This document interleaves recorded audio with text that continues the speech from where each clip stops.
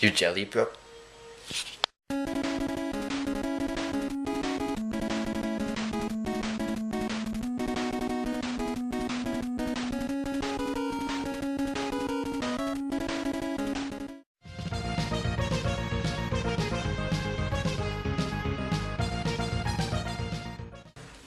Hey guys, how's it going?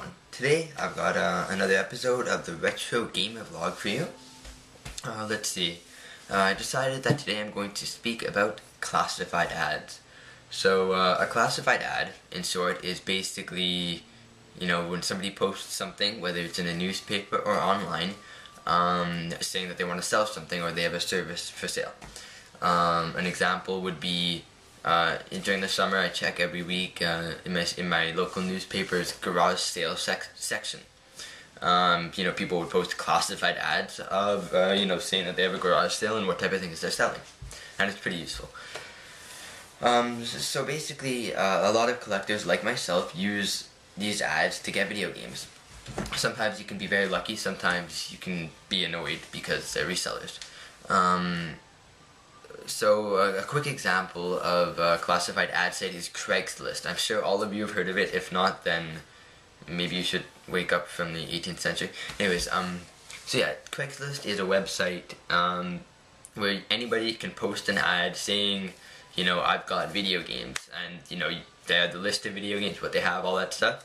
You contact them or call them, and either they ship it to you or you arrange. It's kind of like eBay, but everything is arranged by email, by contact, So like I live in a fairly large city, Montreal, in Canada. We have a metro system, and so what I do basically is I meet a lot of people at metro stations because they're very central locations, easy to meet at. Most people know them. I don't know. I'm sure it's a bit harder in small towns because you have to drive everywhere, but same idea. So yeah, that's basically what a classified ad is, and if I pause a bit, don't mind me, it's just I don't have anything written down. I'm trying to make these video vlogs. Anyway, so yeah, basically these classified ads can be really useful because this is where a lot of people who aren't collectors, who are just, they just had video games as kids, this is where they post a lot of their stuff. For example, a few weeks ago I missed out on a pretty good deal. It was $30 for an NES and all the hookups, 3 controllers, and a pile of games, and right on top of the pile I saw a Tetris detention card, which alone is worth a good $30, so I would be very happy to pick that up, because I could resell the NES and keep the Tetris 10. Actually, I would resell the Tetris 2 because I have one right behind me. And this person, they didn't know their stuff, they just had it from when they were a child. I missed out on it, which I'll get into later, why classified ads are tough. And yeah, anyways, and I missed out on it though, but yeah, this was somebody who just had the NES as a kid, and they just wanted to resell it and make some cash. Then you have other people like me. I have my entire collection, well, not my entire collection because I haven't updated it in several months, so maybe like half of my collection, up online. Actually, I think I took that ad down because I was getting annoyed. Another thing I'll get into. And basically, people contact you about your ad, or you contact people about your ad, and you ask them, you give them offers. There are a lot of low ballers, that's one thing. There are a lot of low ballers on those sites. Like a lot of times you might as well just tell the guy to go buy it on eBay, or do that yourself too. So yeah, instead of saying I'll get into it, I'll actually start getting into some of the little subjects.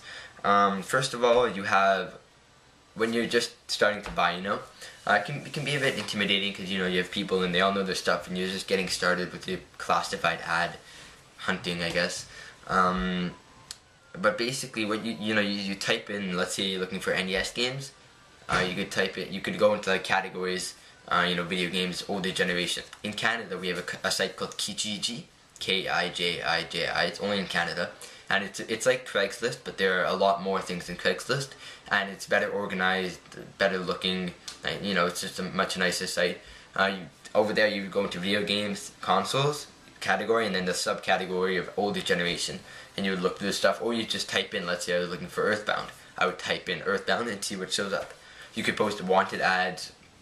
Anyways, so basically, The classified ads are good a lot of times, like I said, because you can find those people who just want to sell off their stuff. A lot of times you can get, you know, good deals. I got a Chrono Trigger with the box and everything. Box was in fairly bad shape though, for $40 over the summer. Of course, I resold that because that was good, really quick cash for a game that I've already played many times.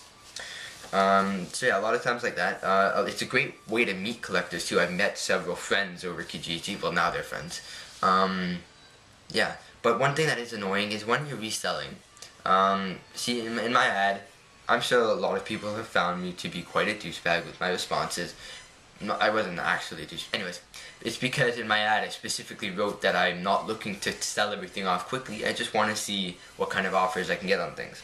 So then, you know, I would post, let's say my Flintstones Surprises Dino Peak, which is of course a very expensive game. And I would get people offering me $50, $60 for them. And I simply told them, politely, that they were very cute and that they should go away. So yeah, you get a lot of, like I, you know, you get a lot of lowballers. So for selling, if you want to sell something at a market value, really make some profit, Kijiji is not the place. You know, you go to eBay for that, and I've learned that. I still post my ads on Kijiji because once in a while you get people who want to buy. For buying, another annoying thing is there is a possibility of people being scammers. It hasn't happened to me yet. I'm lucky enough that it hasn't happened. But you know, there are many stories about Craigslist and Kijiji scammers. People who, that maybe they'll mug you. You know, maybe if you're having something shipped. You know, like the Earthbound. What I did was I went to a different city and I contacted the guy, and I had it shipped here. You know, so you know, although it's good, there are also some risks. You know, I sent him the money. He could have easily not sent me the game, and I would have been stuck here and couldn't do anything about it.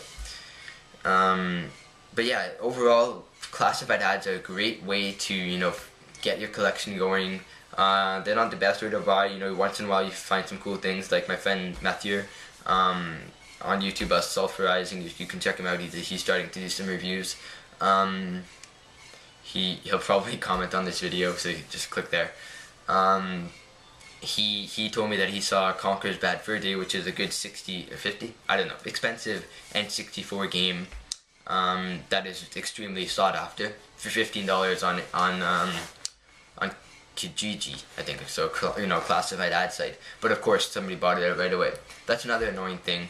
For Craigslist, because I do use Craigslist, I've never found anything on Craigslist, really. You know, I think there's also a problem replying with ads on my phone, so I'll have to get that checked out because I never actually received the response. There's an app on, I don't know if they have it on iPhone, but on Android they have it. It's basically notifications, you know. So, and I'm sure there are people who check Kijiji all the time. I don't check it that often. I check it every few days. So you know, I find what I can, but it's really time consuming. But yeah, so there are people who are on there all the time and pick up the deals before you do. And, you know, so there are some upsides and downsides to, you know, classified game ads. But overall, they really help me, you know, get my collection going. Especially when you find those people who just want to get rid of their games. You know, sometimes you find people who don't know what they're selling. And it's, you know, I kind of feel bad, you know, taking things from them at such a low price, but at the same time, my collection. But just so you guys know, the reason I have all those rare games is not because I went around to, you know, flea market and say, oh, $3 Bubble Bobble 2. I haven't been that lucky. The only time I was ever that lucky is for my Kid Icarus box, and complete and all that, for Game Boy. That's an extremely hard box to find. There's one on eBay right now, and it's, $350 sealed. Last one I saw was $150 with the box and everything. So that's quite high for a Game Boy game, and that wasn't sealed. And that's sold. So, you know, that's pretty nice, and I found that for $1. So that's probably my best flea market find, in case you guys were wondering. But yeah, all those rare games, some of them I found through classified ads. You know, there are a lot of people who post their collections on classified ads, and you can find some pretty nice things. But those guys, you know, you'll really have to bargain with them and trade and stuff. But most of those games I found by trading stuff. You know, trading is really good. You know, I have a whole other thing I could actually do on trading for another vlog. So keep up for another time. I hope you enjoyed my pointless. I hope that you learned something. I hope that you enjoyed my commentary. You know, if you have any other topics, let me know, because it's kind of hard to just think of something right off the bat. But yeah, I'll do these videos whenever I can, especially if I have a topic to speak about. I think I'll do that when the rarity, the thing I'm talking about for trades is basically rarity versus value. And to give you a little intro on that, is basically when I'm trading games, I think of one, the value, and one, the rarity. So for example, when I traded for my Bubble 2, King Neptune's Adventure, and Flintstone Surprises Down to Peak, I gave about $550 worth of games and got like 400 and a bit for them. Yeah, I know, but that's a fair amount of money lost. But of course, I was getting a good deal on those games, and also, and I think he included, there were some other games included, like $20, $30 games, but nothing that great.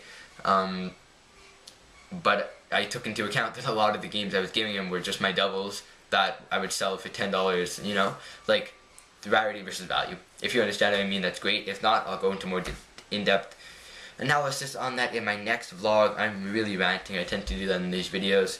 I hope you enjoyed the video. I really hope you subscribe if you want to stay in tune with these, my pickups, my reviews, all that stuff. I haven't done any reviews lately, so I'll get back onto those. Thank you for watching, subscribing, and liking, and commenting, assuming you did all those things. And I will see you next time.